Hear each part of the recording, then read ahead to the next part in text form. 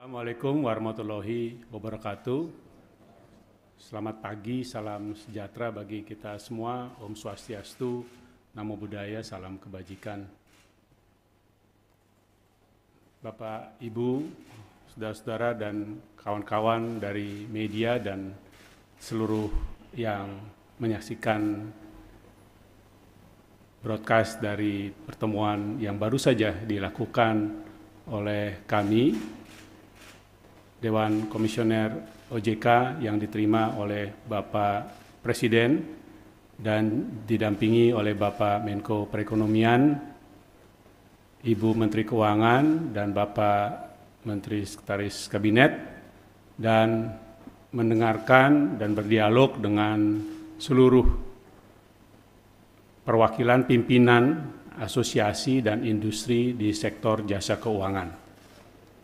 Tujuan dari pertemuan tadi adalah untuk menyampaikan persiapan dalam rangka pertemuan tahunan industri jasa keuangan yang akan dilaksanakan pada awal Februari bulan depan ini, namun sekaligus juga menyampaikan secara langsung bagaimana perkembangan terakhir dari sektor-sektor di jasa keuangan maupun juga kinerja dari industri-industri yang ada di jasa keuangan.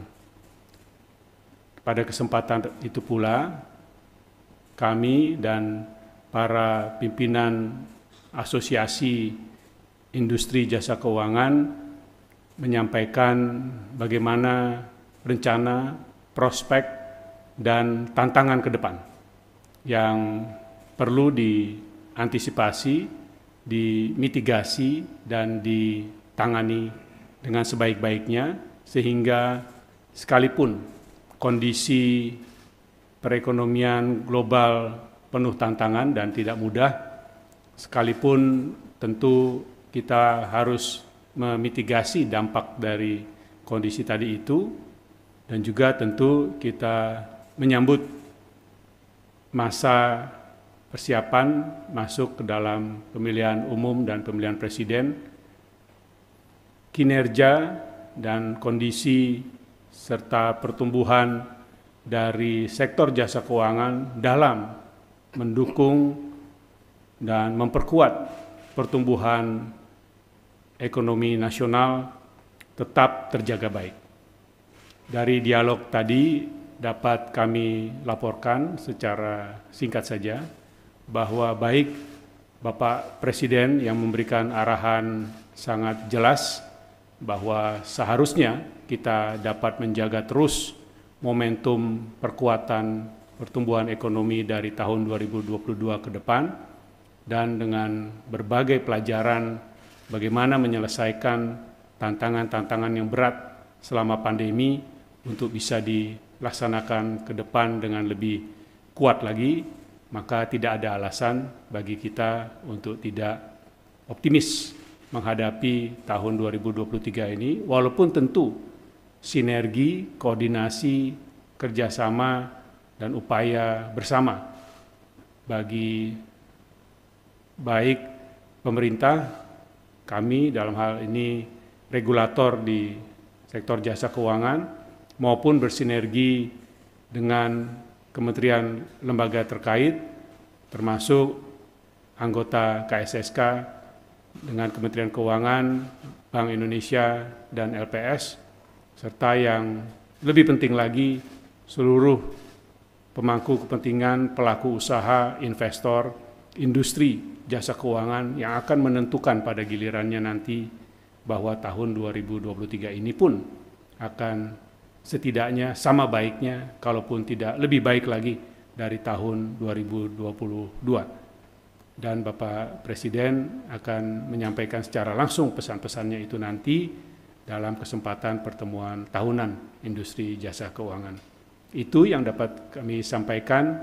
Kalau diperkenankan, saya boleh mengundang salah satu yang mewakili dari perbankan dan kemudian dari pasar modal dan kemudian dari industri keuangan non-bank untuk juga bisa melengkapi apa yang terjadi dalam pertemuan tadi dan bagaimana langkah-langkah ke depan yang dilakukan secara sinergis dengan kuat. Terima kasih. Wassalamualaikum warahmatullahi wabarakatuh. Silakan Pak Sunarso atau Pak Yahya? Enggak. Dari industri, Pak. Industri, Pak. Terima kasih, Pak. Baik, rekan-rekan media yang saya hormati dan Assalamualaikum warahmatullahi wabarakatuh.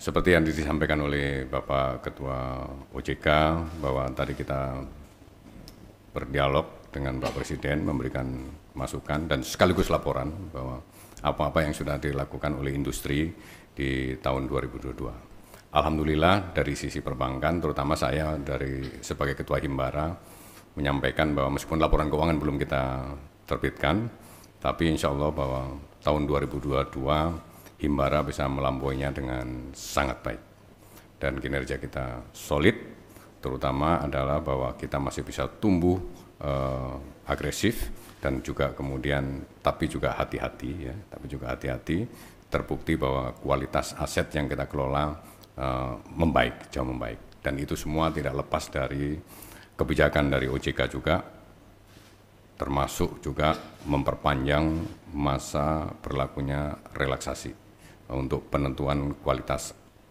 aktiva produktif. Dan itu memang diperlukan karena saya kira OJK lebih tahu tentang situasi di industri.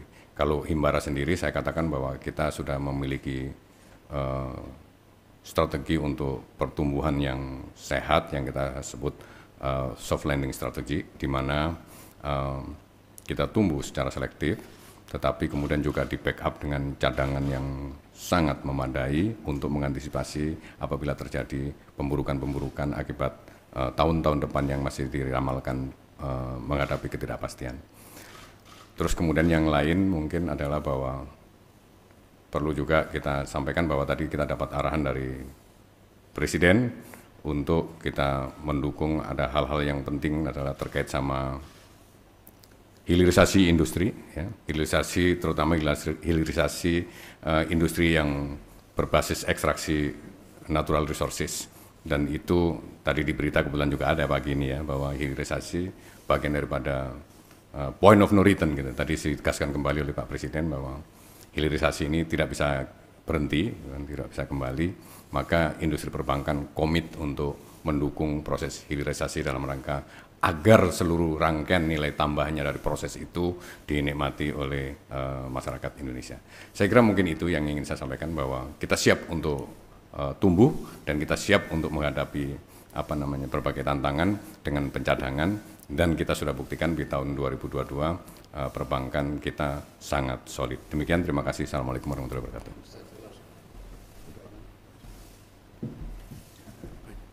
Terima kasih. Bismillahirrahmanirrahim. Assalamualaikum warahmatullahi wabarakatuh.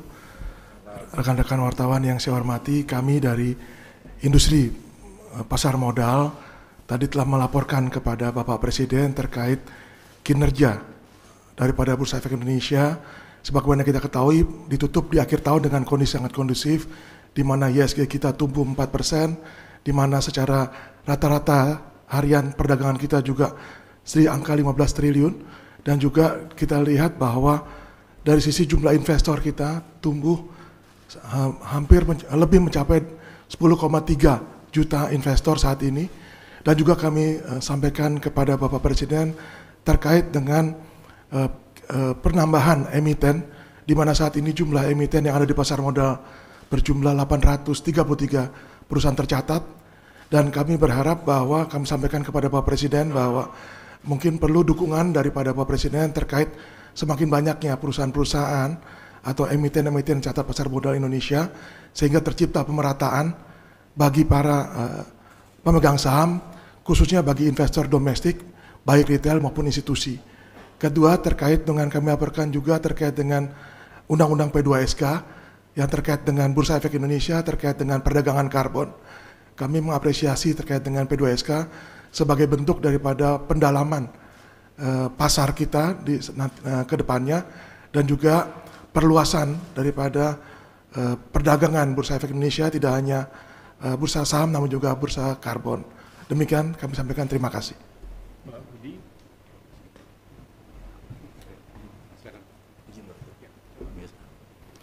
Assalamualaikum warahmatullahi wabarakatuh. Pada kesempatan pagi hari ini, tentu pertama-tama kami mengucapkan banyak terima kasih kepada OJK yang telah mengajak asosiasi industri keuangan untuk boleh bertemu, beraudiensi dengan Bapak Presiden dan beberapa Menteri Kabinet.